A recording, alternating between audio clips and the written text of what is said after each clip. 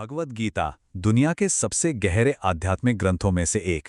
इसकी शुरुआत कैसे होती है, आज हम इसी नाटकीय और बहुत ही भावनात्मक शुरुआत को समझने की कोशिश करेंगे, जहां एक महान योद्धा अपने सबसे बड़े संकट का सामना करता है। और कहानी की शुरुआत होती है बस इस एक सवाल से। एक अंधे राजा धृतराष्ट्र अपने सारथी संजय से पूछते हैं। उनकी आवाज में चिंता है, बेचैनी है, क्योंकि यही सवाल एक बहुत बड़े विनाशकारी संघर्ष की नींव रखता है। तो आखिर ये युद्ध का मैदान है कैसा? देखिए, ये कोई आम लड़ाई नहीं है, ये तो एक गृह युद्ध है, एक ही परिवार के बीच। और ये सब हो रहा है कुरुक्षेत्र के उस ऐतिहासिक मैदान पर जो एक शाही परिवार को दो हिस्सों में बांटने वाला है। तो एक तरफ है पांडव, 5 भाई जो सिंहासन के असली हकदार हैं, और उनके सामने कौन खड़ा है? उन्हीं के 100 चचेरे भाई कौरव, जिन्होंने सिंहासन पर कब्जा कर लिया है। मतलब मामला राजपाट का है, हक का है, और इसी कड़वे विवाद ने सबको युद्ध के मैदान में लाकर खड़ा कर दिया है। और सेनाएं भी कोई छोटी मोटी नहीं है, दोनों तरफ बड़े बड़े महारथी इकट्ठे हुए हैं। भीष्म पितामह, गुरु द्रोण, बड़े बड़े राजा और अनगिनत सैनिक। पर यहां सबसे बड़ी मुश्किल क्या है? मुश्किल ये है कि भीष्म और द्रोण जैसे लोग, वो तो दोनों ही पक्षों के लिए आदरणीय हैं। ये कोई अजनबियों की लड़ाई नहीं, ये तो अपनों की अपनों के खिलाफ लड़ाई है। और यही बात इस युद्ध को और भी ज्यादा दर्दनाक बना देती है। अब कहानी का रुख मोड़ते हैं एक खास योद्धा की तरफ। पांडवों में जो सबसे महान धनुर्धर हैं, अर्जुन, वो अपने सारथी जो स्वयं भगवान कृष्ण हैं, उनसे एक ऐसा अनुरोध करते हैं जो सब कुछ बदल कर रख देगा। अर्जुन कहते हैं, हे कृष्ण, मेरा रथ दोनों सेनाओं के बीच में ले चलिए। वो ऐसा क्यों कहते हैं?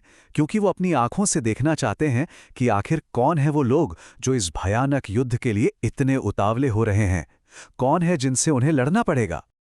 और जैसे ही उनका रथ दोनों सेनाओं के बीचों बीच पहुंचता है, अर्जुन को जो दिखाई देता है वो उन्हें अंदर तक हिला देता है। सामने कोई अनजान दुश्मन नहीं थे, सामने थे उनके अपने, उनके दादा, उनके गुरु, उनके चाचा, चचेरे भाई, दोस्त, रिश्तेदार, सब के सब।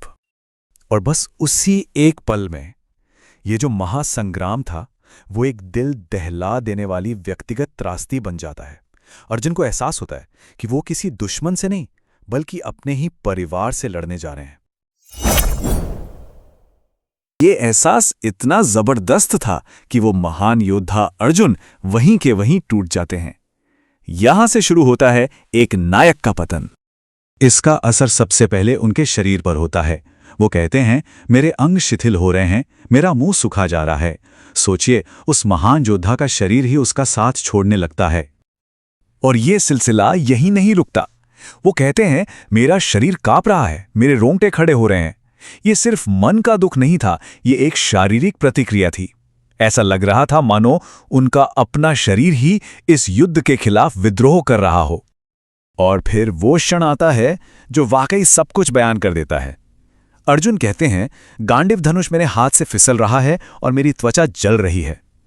वो महान धनुर्धर जिसका निशाना कभी नहीं चूकता था, वो अपना धनुष भी नहीं संभाल पा रहा। उनके हाथ कांप रहे हैं और उनका विश्व प्रसिद्ध गांडीव उनके हाथों से छूट रहा है। इस गहरे दुख में डूबकर अर्जुन सिर्फ भावनाओं में नहीं बहते, बल्कि वो लड़ने के खिलाफ एक के बाद एक बहुत ही शक्तिशाली और तार्किक दलीलें देना शुरू करते हैं। तो अर्जुन के युद्ध न करने के कारण क्या थे? सबसे पहला, अपने ही रिश्तेदारों को मारने का पाप। दूसरा, उन्हें डर था कि इस युद्ध से कुल की परंपराएं नष्ट हो जाएंगी। और तीसरा, जब परंपराएं ही नहीं रहेंगी तो समाज में अराजकता फैल जाएगी। मतलब वो सिर्फ व्यक्तिगत पाप से शुरू करके पूरे समाज के पतन तक की बात कर रहे थे। और फिर वो कृष्ण से सबसे अहम सवाल पूछते हैं, हे कृष्ण, अपने ही लोगों को मारकर हम सुखी कैसे हो सकते हैं? मतलब ऐसी जीत का क्या फायदा जिसे पाने के लिए वो सब कुछ खोना पड़े जो प्यारा है। और अर्जुन के ये सारे तर्क और भावनाएं हमें इस अध्याय के सबसे शक्तिशाली और चौंकाने वाले मोड़ पर ले आती हैं। तो आखिर में क्या होता है? शोक से व्याकुल अर्जुन ने अपना धनुष और बाण एक तरफ रख दिया और अपने रथ में बैठ गए।